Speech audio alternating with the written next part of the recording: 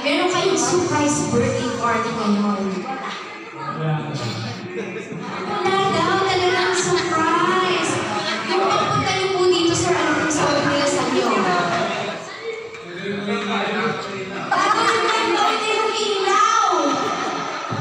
Talaga naman, madala lang surprise si Mom Rose, ano? So, kahit nung papunta na po kayo dito, nakakil nyo ba na meron kayong surprise birthday party?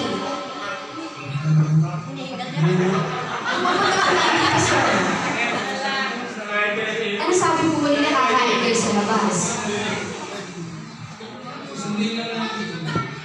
So, manunod-tulad daw po. So, yun ang kwento. So, ang galing-galing nyo pong mag-organize, no, ng birthday party for our Mr. Colos. Nasiyahan mo ba kayo, sir? Mukhang kanina, naiiyak pa kayo sa gilid. Ano siya? Speechless. Kailangan daw po ng picture ni sir na tubig. So, sir, ako po ay mas masaya po tayo, okay? I-bless po na po tayo ni Lord. So may I request everyone to stand for a moment of prayer. Diyos sa mga Panginoon sa lahat, siya may lalang ng langit at ng lupa. Kami po ay sa oras na ito ay magpapasalamat na nagkakakipon dito upang ipagdiwang po namin ang kaarawan ng aking bayaw na si Arnel. Hinihiling po namin sa iyo, Diyos, makapangyarihan sa lahat. Sa kanyang dinadanas na pinagdadaanan ng God, nawa God, bigyan mo po siya ng kalakasan at mahabang buhay.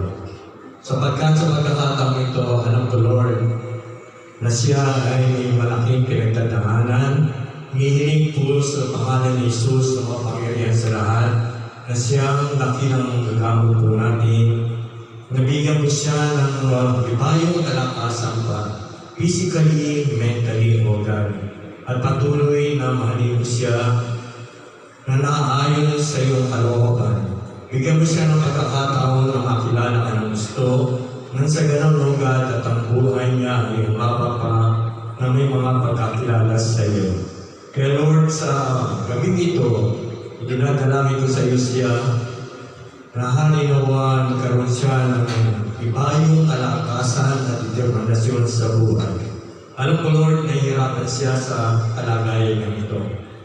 Pero ikaw na siyang dakilang gagamot ay walang imposible sa iyo. Kaya Lord, sa pagsama-sama namin ito, ang bawat isa, O God, alam namin na binibigyan mo kami ng pagkakataon na ipanalangin siya na mabigyan pa siya ng mahabang buhay at kalakasan na lalunggit may determinasyon siya sa kanyang direksyon sa buhay nito, God. Kaya, nagpapasalamat po kami sa iyo na nakapiling po namin siya ngayon upang ipagdiwang at makasama sa kanyang kaarawan nito. Kaya Lord, ano man ang mangyayari sa buhay niya, O God, ikaw ang manalay sa kanya.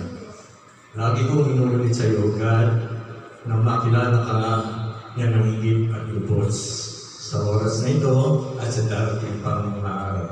Kaya pagpalayo mo siya at patuloy na bigyan pa ng mahabang buhay at kalakasan at manatili ang kanyang pagmamahalan sa kanyang pamilya at makilala din siya ng lubusan ng kanyang mga anak na sa ganoon ang pagmamahalan sa buong pamilya nila ay lumaganap hindi na po sa pamilya niya kundi sa lahat ng mga kamag-anak niya. Tunay po siyang mabait na tao, kaya lang mamukad. May mga pinagdadaanan siya, hindi rin natin kaya liritin mo, God.